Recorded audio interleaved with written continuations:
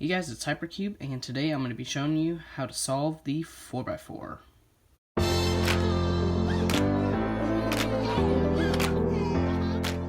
There are two main methods for solving a 4x4. There is the reduction method and the Yao method.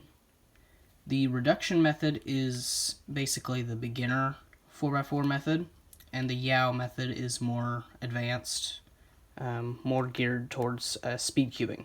In this video, I will show how to solve using the reduction method. Something that you might need while you're solving the 4x4 is a solved cube. It doesn't really matter which cube as long as it has a regular color scheme. Just because a 4x4 doesn't have a definite center, so the centers could be anywhere, but to be solved it has to be in the same scheme as the regular cube. So to start out, you would do the white center. So you would start out by making bars like these. So say you started out with nothing like this. So the way you make these bars is you take one piece and then line it up so this one's up here, and you just rotate it up to make a 2x1 bar. So then you look around, you see this piece and this piece.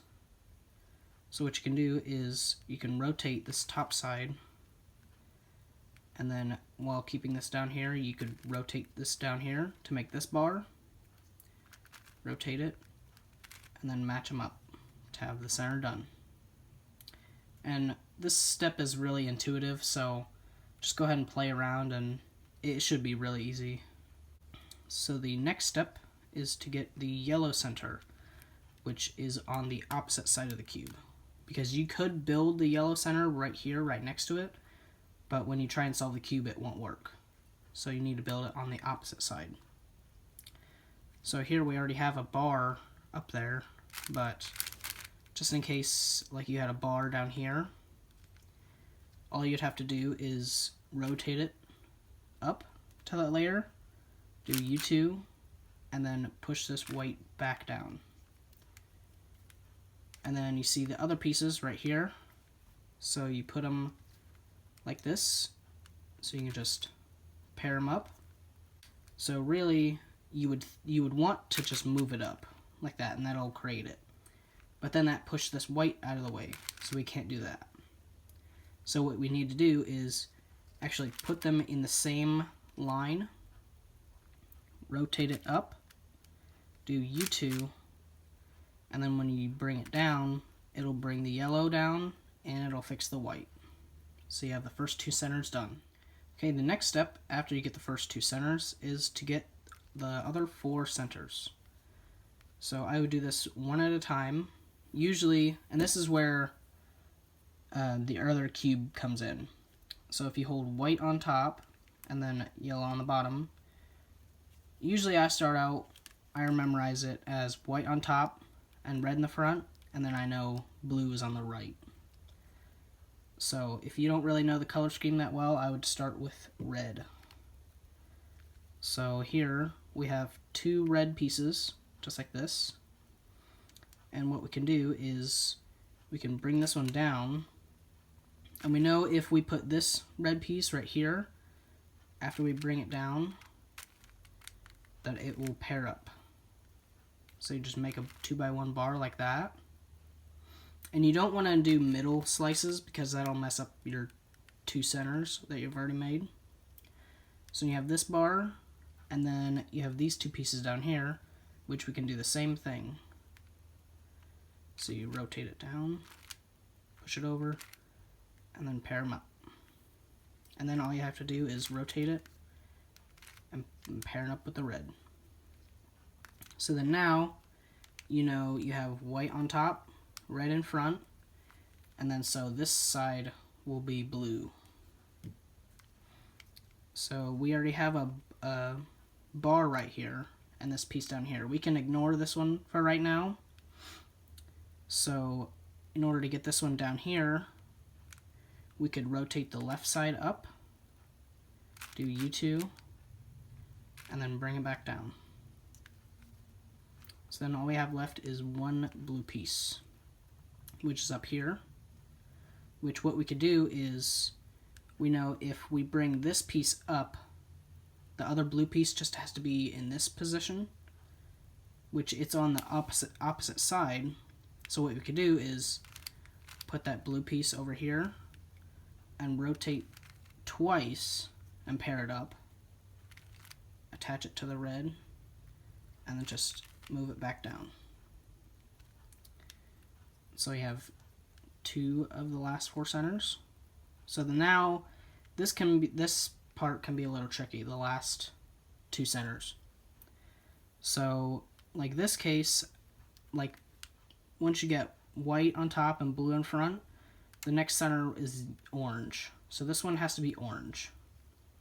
So we already have a 2x1 bar right here, and all we have to do is make another bar and then insert it. Which you have to be really careful because you can't rotate this down and move it because that'll screw up the red. But you can move it up once and then move this layer whichever way you want. So what we could do is rotate this up, move it over, so then when we bring it down, it'll make that bar. So then all we have to do is put the two bars in line, rotate it up, do U2, and then bring it down. Okay, I won't show every last two centers case, but I'll tell you the basics on how to make bars. So if you have just one piece right here and you want to bring it up and match it up, you just make sure because if you bring it up like this, it won't work. So you need to put it in line with it, pair it up with a bar, rotate it, and then bring it down. And if you have it like this, then you just do the same thing with the left one. So then when you bring it up, it makes a bar, and you rotate it, and then bring it back down. So if you have the last two centers like this, like they look solved right now, so you have red, blue, then this one should be orange. So what you have to do is you just have to rotate these two centers and switch them. So what you can do is, if you rotate the left side up, do U2 and bring it down, then you do the same thing with the right side, to up, and then bring it down. You should have your centers solved now. So the next step of solving the 4x4 is solving the edges. So if you look around the cube and you see these two pieces are mixed up. So what you have to do is, I won't show every case, or the whole cube, but I'll teach you the basics. So what you need to do is, on the same layer, you need to find two edges that go with each other. So like the white and blue goes with the white and blue, and you arrange them so that one's right here and the other is over here. So what you can do is you rotate two layers and pair it up, and then on the top layer you see all these edges are still mixed up, so I call them random edges. So once you pair these up, you just insert random edges and then rotate it back, and you just keep doing that. So like this white and green, I bring the white and green over here, so then I can rotate it over, bring in some random edges, and then rotate it back. Okay, so once you pair up a few of them, so they're all on the top, and you are doing this one next, you find there's no random edges on the top. So what you have to do is flip the cube over, and you have a bunch more random edges. And rotate back. And you just keep pairing up the edges and bringing random edges. You do that until both the top side and the bottom side have full, like they're full with paired edges. So that will look like this. So you have 4 solved edges up here, and you have 4 solved edges down here. So now you just have the last 4 edges in the middle. So what you have to do is, again, find 2 pieces that you want to pair up. So let's do the yellow and orange. So right now they are right next to each other. So I'd have to take it out and then flip it around to put them adjacent. So now, if I paired them up, there's no random edges on top. So what I have to do is I take these out and insert some solved edges. So when I pair it up, that'll temporarily mess up the solved one. But what you do is you pair them up, and then you insert these random edges, and then when you put it back, that'll re-solve these ones, and it'll have solved the one that we just did. So now all we have is 3 left. So here I would put 2 edges like this, so I can pair them up. I take this last one, put it on the top layer, and a good trick is once I pair this up, I know, like when I insert the random edge, I bring this back. If I put the white and red on the bottom, that'll have paired up this edge as well. So what I can do is I pair this one up, and I insert this one so that the white and red is on the bottom. So when I can bring it back, that'll solve this one and this other one. If I would have done it the other way and put it back, that'll just leave me with 2, which I'll explain how to solve that anyway. So if you have 2 edges left and you have all the rest of them solved, what you do is you position them so they're adjacent.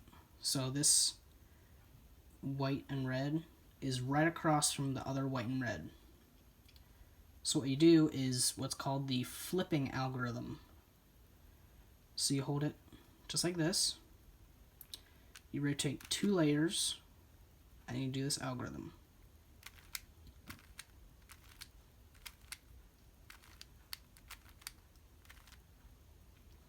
And then you just rotate it back, and that'll solve those 2 edges. Okay, so now, if you notice, if you only turn the outside layers, this cube now acts exactly like a 3x3. So you just go through and solve the cube just like you would normally do.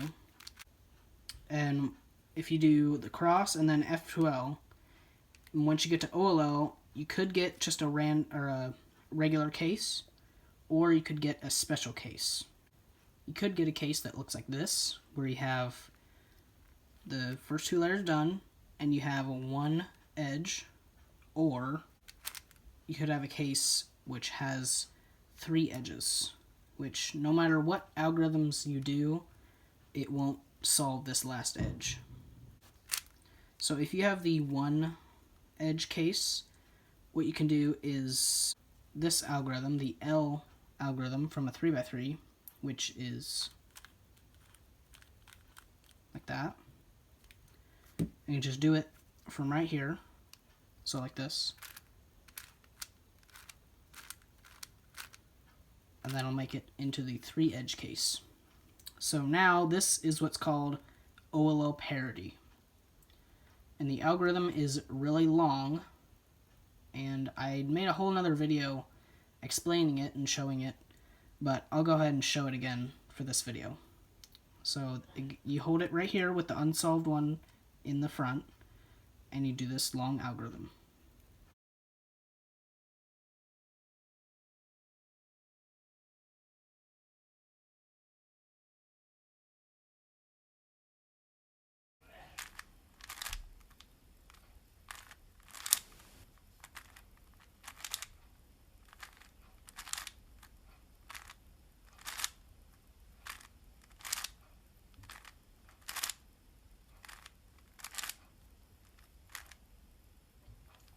And then you would go and you'd solve the rest of the OLL, and get the rest of the yellow.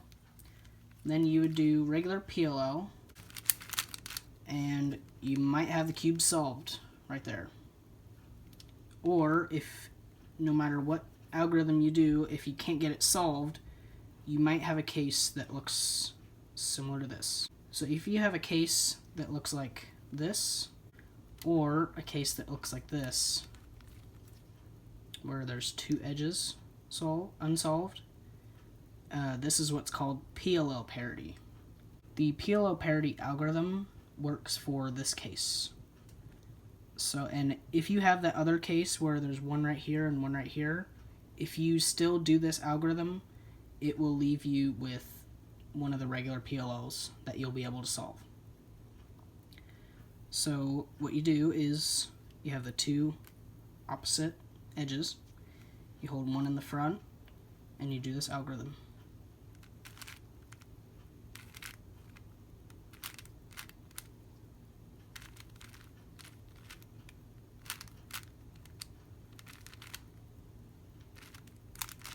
That'll solve the edges, or that'll give you a PLL that you would be able to solve. Your 4x4 should be solved now. If it's not, I'll try and help you in the comments. If you need me to clarify something else, just leave me a comment and I'll get back to you as soon as I can. I hope you guys like this video. Leave a like and subscribe. I'm still trying to get to 1,000 subscribers. And I'll see you in the next one.